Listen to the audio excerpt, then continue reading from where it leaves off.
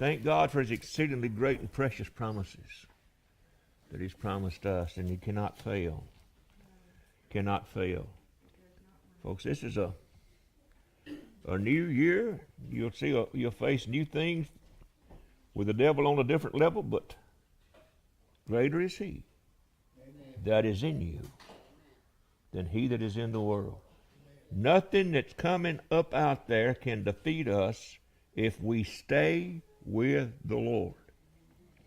Now, we're kind of like Israel. Over there when he's coming out of Egypt, they put the bloodline above the door and said, don't get out from under it. Don't walk out of there. So, we can't walk away from everything that God is trying to tell us and expect his Holy Spirit to let us know where we're at. No.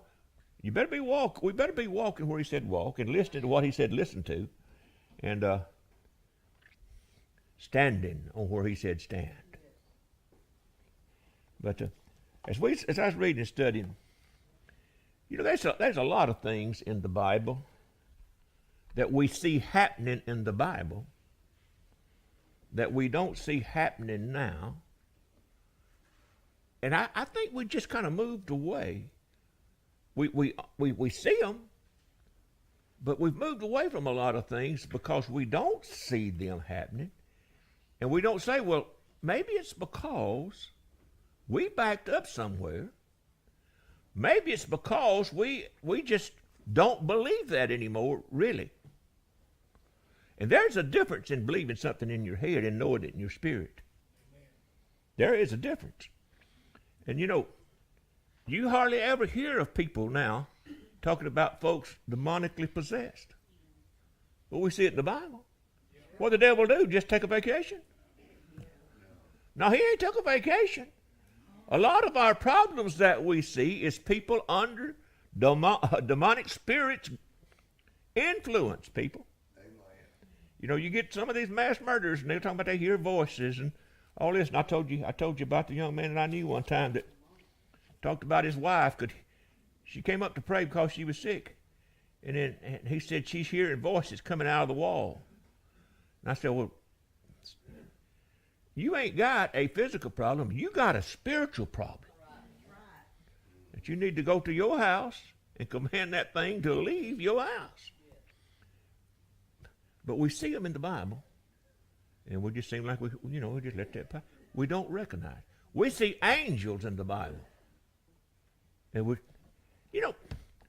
God created angels for a specific reason. And they're not in an unemployment line. He ain't fired them. But we don't know. There we are. We let those things slip without even realizing. You have got an angel watching over you. But he does not work independent. He doesn't. You remember when Jesus was up on that, and I'm getting ahead of myself, that's right. You remember when the devil took Jesus up on that pinnacle and told him, if you be the Son of God, jump off, for it is written, he shall give his angels charge of thee, to lift thee up, lest thou dash thy foot against a stone? Well, he was quoting out of the Psalms, but he left out something. When David wrote that, he said to keep thee in all thy ways. That's right. It was not a man's way to jump off the temple. Right. The devil said, I'm going to kill him before he can get to the cross. But Jesus wasn't buying any of that. Right. See? He wasn't buying that. If a man jumped off the pinnacle of the temple, do you think the angel would caught him? No. We get up here on top of his house and jump off. You think an angel's going to catch you? No. Not if you do it intentionally. That's it. And I've heard of instances where angels showed up. It had to be angels. I told you a story here one time. A few years ago, I read an account, and this young man was an evangelist then. But he tried to kill himself, but his dad was a minister, and his whole family had been praying for him. They was praying for him. And he ran his little sports car intentionally into the back of a parked car, and it caught a fire, and he's in there unconscious. and they said the fire is getting so hot that nobody can get to it. They run out of a service station, folks couldn't get to it, and they said out of the crowd came two men, walked through the crowd, took that young man out of the car, crossed the road, laid him on the ground. Nobody knew where they come from, nobody knew where they went. But when the ambulance got there and got him, and the young man lived, and he's an evangelist now. They began to question folks, where did these guys go? Because they was part of the accident. They was there. Nobody saw him come. Nobody saw him go. But they got him out of a car that the folks there couldn't get him out of. There's still angels among us. I knew a guy that was in the hospital with some sort of a blood disease. They didn't know really what he had. And he was just getting weaker and weaker.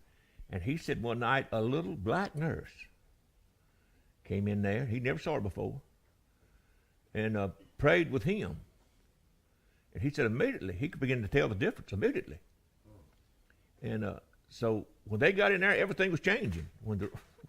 And said, he asked them, said, the little black nurse that was in here said, what is her name? They said, we don't have a little black nurse on this shift. There's not one here. About 2 days, he went home. See? Amen. He saw a little black nurse. Yeah. They didn't see one. Amen. But Hebrews 13 and 2 says this. Be not forgetful to entertain strangers, for thereby some have entertained angels unawares. So we know angels are spirits, but we know that they can take the human form. They don't possess people, but they take they're still angels in the human form, folks. They're still angels. But you know, we see pictures. We've always been fascinated by angels, but I think sometimes we don't take it seriously that they are here. You know, we make little trinklets with angels on them, and we paint pictures of angels. Most of the time, it's the little fat baby angels. You know, laying on little clouds. You know, and the famous picture of the big angel watching over children on the bridge. But I used to picture angels like that, big with the big wings, and then I got to wondering, how in the world are they people entertaining unaware? If I open the door and there's a man standing there with a 10-foot wingspan, I'm going to be pretty sure. But they look just like humans when they want to look just like humans. But they're here because they have been dispatched to be here. But, again, they are under our command. Don't you expect the angel to bring you a blessing when you're sowing for a judgment. Because angels, they do exactly what they're told, or they wind up like those did that rebel with Satan. I mean, you know, if you're going to jump off the house, he's not going to catch you. Unless somebody's praying hard for you. But, you know, you see, again, we need to get in the Word and see what the Word says and not start drawing our own conclusions.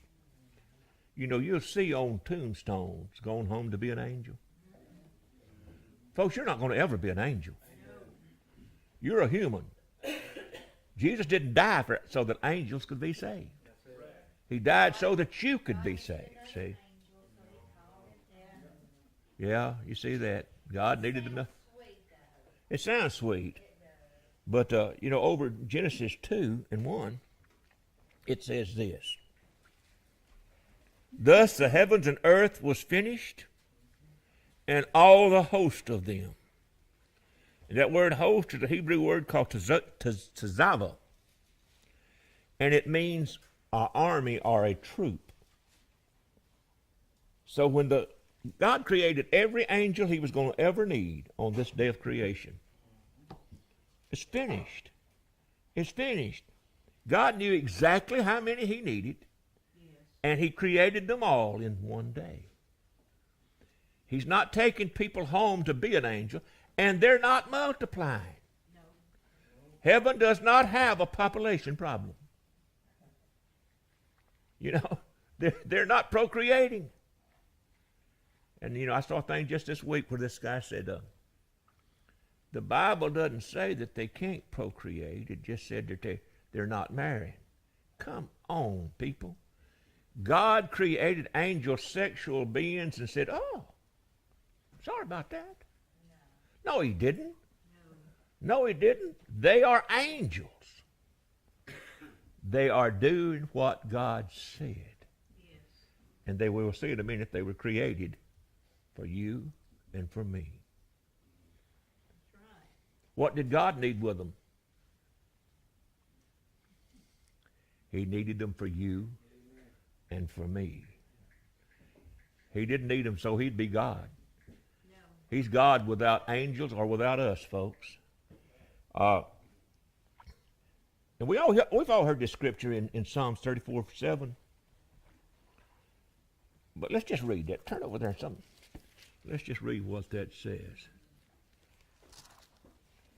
We kind of misquote it, but we know it's there. But 34:7. The way we quote it says this: the angels of the Lord. Well, what does your Bible say? Angel of the Lord encampeth round about him that fear him and delivers them. Now, who are they for? Those that fear or reverence God. Now, we know around here that when you see that capital Lord, it's the harvest of God. Yes. And he said right out of that harvest system, this angel of the Jehovah, or the Lord, dispatches angels is what they're doing, for them that fear him. Do you understand that until we get in touch with God, until we're walking with God, or unless somebody else is praying for us, angels ain't looking over them. No. Whatever they're sowing, judgment is relentless, folks. Whatsoever things a man soweth, that shall he also reap. And somebody better be pulling up harvest if they want the angel to take care of that. But it said that it encamps round about them that fear him. God's people. He's got one for everybody, and he knew from the beginning. He knew y'all was going to be here tonight. Yes. And people look at all that when they say, that God is all-knowing, and they start to believe that, okay, God has just decided who he's going to save and who he's not going to save, but that's not it. God just knew who was. He set this thing in order. He's done been in the future. He knows. But we've got a choice, folks. The Bible, we said this a lot, but we need to get this. He said he was not willing that any should perish, but people are dying lost, folks. It's not God's will. They're just not accepting what he has for them. They die lost. Amen. Because he gave us a choice. But turn over to Exodus just a minute. Now, over about 23, I think. Exodus 23. Look at this. We'll start at verse 20. Everybody over there? Behold, I send an angel. He's talking to Israel here now. They're out there. They're heading toward the promised land. And the Lord, the harvest part of God, says this: Behold, I send an angel before thee to keep thee in the way and to bring thee into the place which I have prepared. Beware of him and obey his voice. Provoke him not, for he will not pardon your transgressions, for my name is in him. In other words, he said he's walking in my character. I sent him to carry you into that. Do you realize they didn't go? Yes. Very few of them went. Because they provoked the angel not going. And they died in the wilderness. All but the families of Jacob and Joshua and Caleb. They died in the wilderness. But he said, I'm sending, don't provoke him. Because he won't forgive you. In other words, what this is saying, if you go against what he's telling you, you'll die outside my will. But my will is I sent him to carry you into that promise. And they died outside the will of God. But he sent him Now, his job is to bring you there where I want you to be. But 21 said, hey, don't provoke him. Now, let's just read 22 and 23 while you're there. But if thou shalt obey his voice and do all that I speak, then I will be an enemy unto your enemies and an adversary unto thy adversary.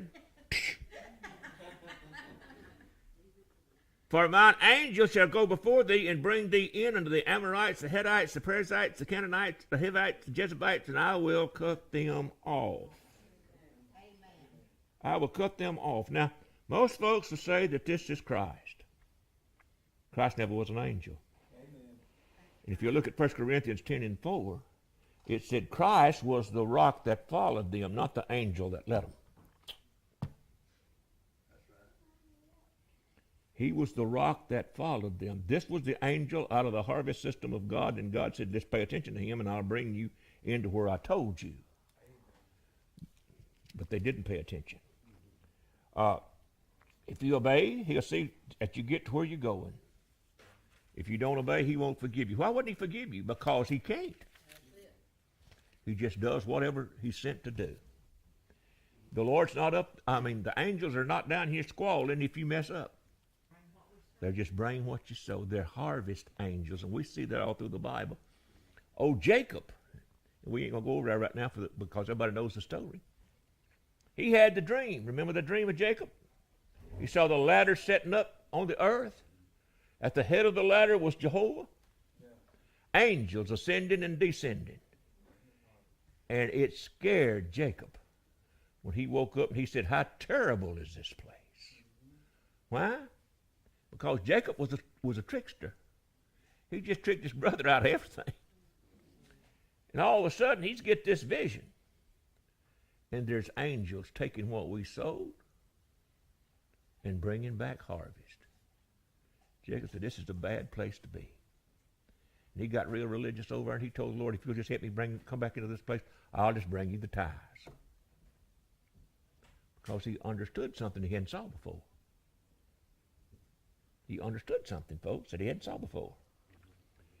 Now, Jesus was talking about the angels over in Matthew 24, and he talked about in the end time that he would send his angels to gather together his elect.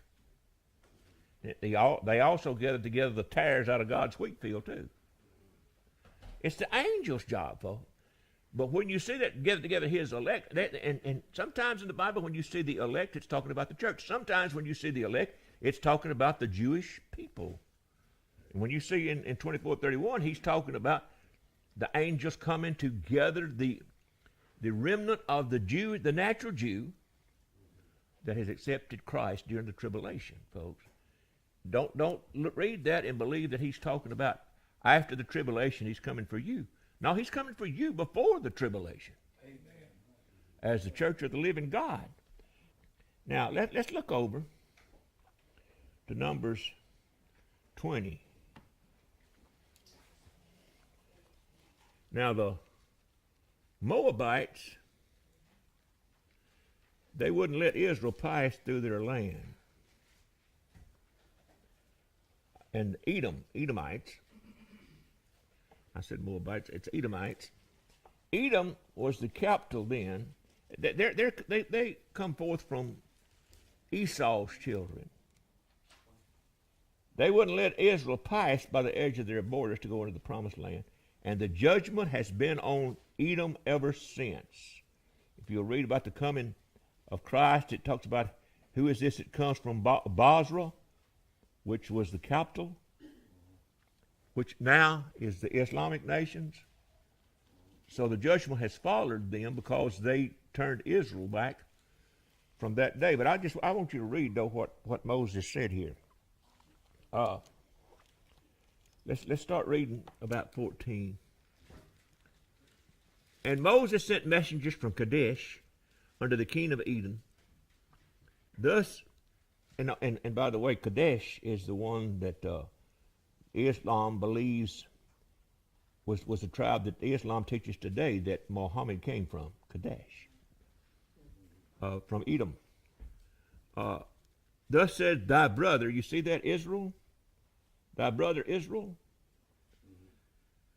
Thou knowest all the travail that thou hast befallen us, how our father went down into Egypt, and we have dwelt in Egypt a long time, and the Egyptians vexed us and our fathers. And when we cried unto the Lord, he heard our voice and sent an angel, and has brought us forth out of Egypt. And behold, we are in Kadesh, a city in the utmost of thy borders. Now he said, why did the angel come? Why did he say the angel come? We cried. We cried, and he came to bring us out. He left them in Egypt until they began to call out for him. Left them there. But with he could not do anything. Could not do anything because he had put man in dominion. He's not going to drag you and I to heaven. We have to come to him. And he said, whosoever comes to me, I will in no wise cast out. He hears our voice when we call out to him, but we have to call out to him. We are still the children of Adam. We're still walking in Adam's dominion. Oh, like it or not, folks, in our voice is the power to summon angels into our situation. And like I said a while ago, you're not going to get an angel to come and bless you when you're walking in rebellion. Don't look for that. But when we're walking according to what the Spirit of God, and we have the Spirit of God leading and guiding us. We have the Holy Spirit in us, leading and guiding us. But when we walk into where he has guided us to, and we're walking in that obedience, our angel is always there. He is not in the unemployment line. He's there.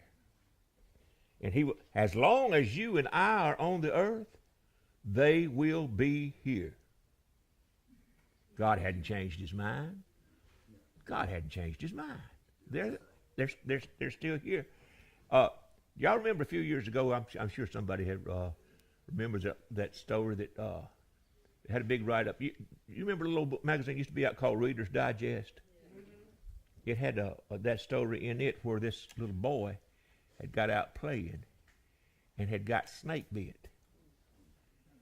And y'all remember that story? And you know, his mama found him right there at the doorstep. And then when they found out where he was snake bit at, he's out there playing. And the doctor said, ain't no way that he made it from there to here with that poison in his little body. They rushed him to the hospital. He survived. And they asked him, how did he get there? And he said, the birds brought me. The birds brought me. People flying brought me and laid me here.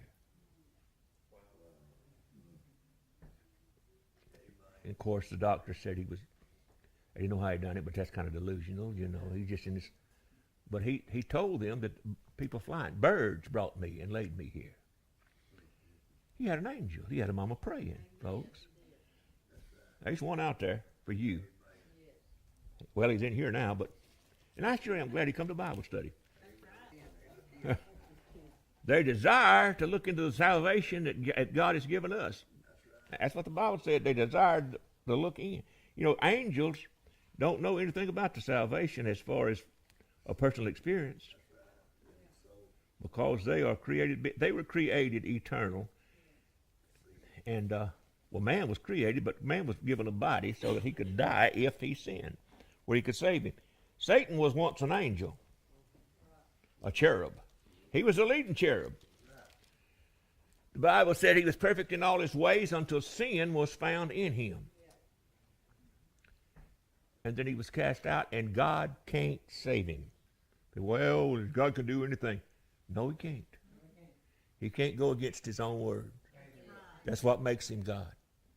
You can take this, as they say down south, you can take it to the bank with you. God ain't changing his word. He's not. He's not. When it come to whether he was going to change his word or Jesus was going to have to come and die, guess what happened? Jesus came and died to bring men back to him. The angel which was made eternal with a spiritual body cannot die. So the Bible, and I'll have to look it up, and we'll get into that sometime, said the Lord caused a mourning for Satan when he was cast out. He hated that. But he can't bring him back. Because in that spiritual being is rebellion, and it'll never cease. It will never cease. And he wants you dead because he thinks you're in his place. He thought where you and I are at is where he's supposed to be. Now look at Hebrews 1. It's got a bunch of names. All those little nations over there now that where I can go back and look it up. It was settled by the descendants of Esau. In countries, it's countries like Iran. Esau, Edom. It's settled by Esau. You know, just what we read. He said, "Israel, thy brother." It was Jacob's brother, Esau. Okay. But it was that land all over. Now that land is Islamic land, and they still claim Esau and Ishmael as their father. They still claim it.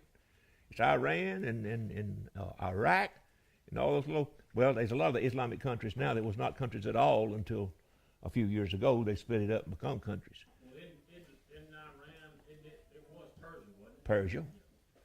And Iraq, part of Iran and part of and Iraq and part of Iran was once Babylon. What about Pakistan? I don't know. We'll have to go back and look up those nations of Syria. Syria. Yeah. Yeah. But see, all of that land there was settled by the descendants of Ishmael and Esau. God sent Israel into the land of Canaan. And we was talking about the other day, me and Mike, we read that sometimes and it skips it vanishes out of our mind. We don't think about it. Do you remember when Noah said, "Cursed be thy Canaan? Servant of servants shall you be to your brethren." Canaan's land was the land that Canaan settled. And the children that came from Shem took the land. God gave it to them because he had been cursed by Noah. And Canaan's land was that land. I'd rather be blessed, hadn't you? We ought to pay attention to that too, though. It passes down through generations, through a bloodline. Yeah, that thing's happening all in there that you don't see. Well, that's true. But there is a bloodline, and if you go back and you look at this, there's always one bloodline running true all the way through. All the way through. So it does come through the bloodline. There is power in the blood. Hey, aren't you glad that you were adopted into another bloodline? And the children of Canaan can be adopted into a new bloodline. See? If they would. Hebrews 1. Everybody over there? Verse 12 says this. Well, I'm sorry, verse 13. We'll start verse 13. But to which of the angels said he at any time, talking about the Lord, "Sit thou on my right hand until I make thine enemies thy footstool"? And the answer to that question is not one of them. Unto which of the angels has he said at any time, "Sit on my right hand until I make thine enemies thy footstool"? He's talking to Jesus. You sit here, and I'll make your enemies your footstool. Guess whose promise it is to rule and reign with Jesus? Heirs of salvation, who are being watched over by angels. He said, now listen to this. Are they not all ministering spirits sent forth to minister for them, who should be heirs of salvation? Amen. For you. Not to you, for you. In other words, folks, it's not them ruling over you. It's your petition to God that sets them to work. And like I said, so many folks think they're going to die and be an angel. I don't want to be an angel. It's a step down. We're going to get into some of that too. That free will isn't something they have. When they rebelled with Satan, they're still under chains waiting for the judgment. Because they can't be saved. Sin is in them and they can't die. And see, people don't get this, folks. That's what salvation all boils down to. Sin is in us. We're going to die. But here comes Jesus. Here comes Jesus. That took the penalty for that sin so we could live. The same one that breathed breath into man to start with put it back by his own sacrifice. Breathed life back through the blood that he shed for us. Now let's just read on down just a little bit. Therefore we ought to give the more earnest heed to the things which we have heard, lest at any time we should let them slip. For if the word spoken by angels was steadfast, and every transgression and disobedience received a just recompense to reward, how shall we escape if we neglect, you see this? So great salvation, which at first began to be spoken by the Lord, and was confirmed unto us by them that heard him. God also bearing them witnesses, both with signs and wonders, and with divers miracles and gifts of the Holy Ghost according to his own will. For unto the angels has he not put in subjection the world to come, wherein we speak. But one in a certain place testifying, saying, What is man, that thou art mindful of him? Or the Son of Man, that thou visited him? See, the angels don't understand it. They don't understand. They ain't got it why God favored you. But it was man that God made in his image and after his likeness, not angel. It was man. That's what threw Satan. Thou madest him a little lower than the angels, and crownest him with glory and honor, and didst set him over all the works of thy hands. Thou hast put all things in subjection under his feet. Now, that verse 7, that we might as well not run off till we get that. Now, he's quoting, wait a minute, let's just read a little further, and then we get to that. Thou crownest him with glory and honor, and set him over the works of thy hands. Thou hast put all things under his feet. Thou hast put all things in subjection under his feet. For in that he put in subjection under him, he left nothing that is not under him. But now we see not yet all things put under him. We know we still dying. But we see Jesus. Now here's our perfect example. But we see Jesus, who was made a little lower than the angels for the suffering of death. Now what's that little lower? We can die, they can't. Crowned with honor and glory, and by the grace of God, that he by the grace of God should taste death for every man. For it became him, for whom we were all things, and made by him, whom all things are made, in bringing many sons into glory. He made the captain of their salvation perfect through suffering. Now, in the Psalms, when he's talking about over here in verse 6 and 7, let me find what Psalms that is. Psalms 8 and 4, I believe. Look over and make sure that's what that is, somebody. But he's quoting the Psalms. And when it says, Thou hast made him a little lower than the angels, the word that is translated angels in King James, if you look at the Hebrew, it says, You have made him a little lower than Elohim, which is God. In other words, it's God, it's man, it's angels. We're made a little lower in the fact that we die and angels can't. But we're made much higher through salvation that angels cannot accept. They don't understand it. They don't understand it. Now, again, he never promised any angel to sit down in the throne with him. He promised Jesus. And all the brethren that he would bring with him that made like him through his blood. And I want to tell you something, folks. We'll never work hard enough, long enough, good enough to be like him. Amen. We were made righteous by him. So when God looks at us, he looks at us as his righteousness. That's right. Made righteous. We work because we are saved, not because we are trying to be saved through our works. And Lord, there's a lot of folks caught in that. That better than they mode. Let me tell you something, folks. You know, saying Christian is like, you are either Christian or you're not. That's the only two kind of people in the world. It's the saved and the unsaved. The Christian and them that ain't. Huh? It's like being kind of pregnant. Kind of pregnant. Slightly dead. Slightly dead, yeah. No, there is no. That's that bloodline. There's no variation there. Now, and again,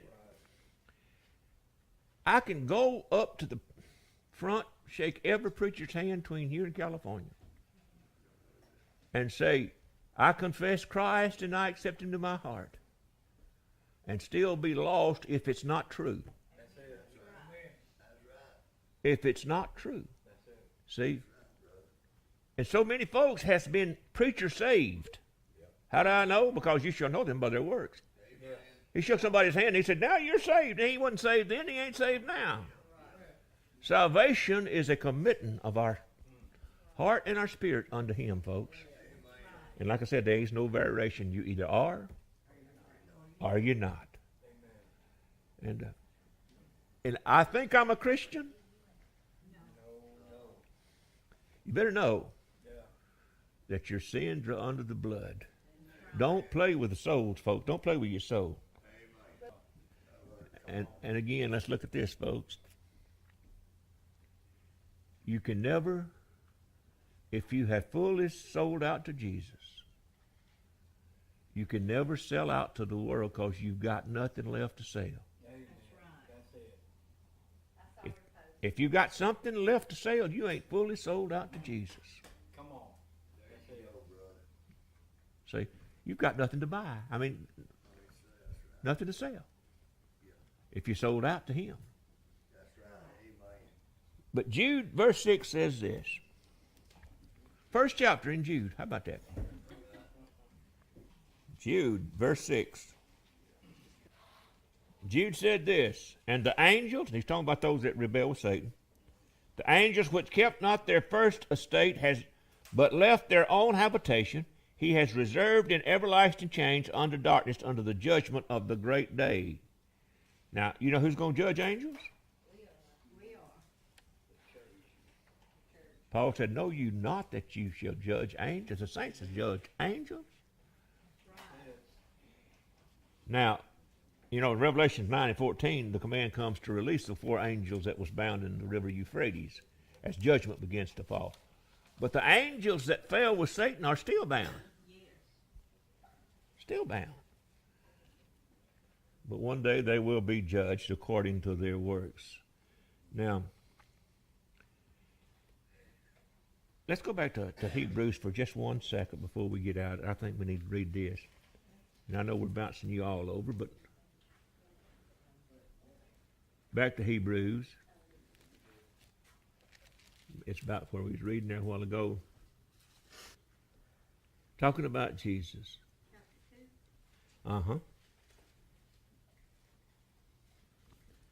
Verse 16. Talking about Jesus. For verily, he took not on him the nature of angels. You see this? But he took on him the seed of Abraham. Wherefore in all things it behooved him to be made like unto his brethren, that he might be a merciful and faithful high priest in all things pertaining to God, and to make reconciliation for the sins of the people. For in that he himself has suffered being tempted, he is able to, circle, that word means help, them that are tempted. He said Jesus didn't come to be an angel. That's it. He took on the nature of the seed of Abraham, our nature. Amen. Come on. And with our nature, he was tempted in all things, yet without sin. So don't tell me that with the Holy Ghost in you, you're walking around sinning every day. Come on. No. Come on. He had all the same thing. Well, that was Jesus. Yeah, and he's put his spirit in you. That's right. And if you mess up, he'll bring you right. He'll snatch a knot in your spirit till you get back to him. Come on. Folks, sin is a choice. Yes, it is. Just like salvation is a choice. And you know, I tell you, if you're talking to folks and it gets tied up, and of course the devil will come along and tell you everything's sin. He'll have you totally useless because you'll be afraid to say something because it's a sin. He'll have you thinking that everything's sin. But I tell folks, when they begin to start talking to me, oh, I sin every day. Well, what are you doing? And as soon as they tell you what to do, I say, well, quit that. How simple is that? Quit that. It's a choice. It's a choice. But the spirit in you will keep you away from that choice, and the angel that's watching over you will see you through things if you hang on to him. And now we ain't got time to go into all of this, but I'm going to tell you this right. I got to tell you this. Over in the 6th chapter of Genesis, those giants that you see there are not fallen angels. And I know that about 95% of the people believe they are. I'm not one of them. That's it. Me either. And I can prove it to you by the word. Yes, sir. They were not fallen. The reason I brought that out, I saw this week this fellow had wrote a little article. And he believed that these giants were the offspring of angels and humans. And he went right on in the same thing. And he said this. You notice that when God made everything, he made it to reproduce after its kind. In other words, it reproduced who it was. Well, yeah. That's the reason angels ain't producing half humans. That's it. Come on. Amen. Because they can't. That's it. There are spiritual beings, they have no blood. That's it. It takes blood to make a human body. Yes, sir, it does. They are not angels, and we'll get on that anytime y'all want to look at it again. We'll get on that, and I'll show you. They're not angels. We just read in Jude where those angels that fell, he has got in chains under everlasting darkness. They weren't walking around here seducing women. Those giants were sin. And let me tell you something. If they had have been angels, we'd still be having half humans and half angels. Because what they started, they'd have never stopped. That's it. They couldn't start it, folks, because they're spirits and they're bound. That's it. Yes, they are. You got an angel, and he's watching out after you. Mine's name's Herman. You say, how you know that? Well, I don't really know it. That's just what I call him because he didn't tell me what his name was. I call him Herman. He ain't objected yet.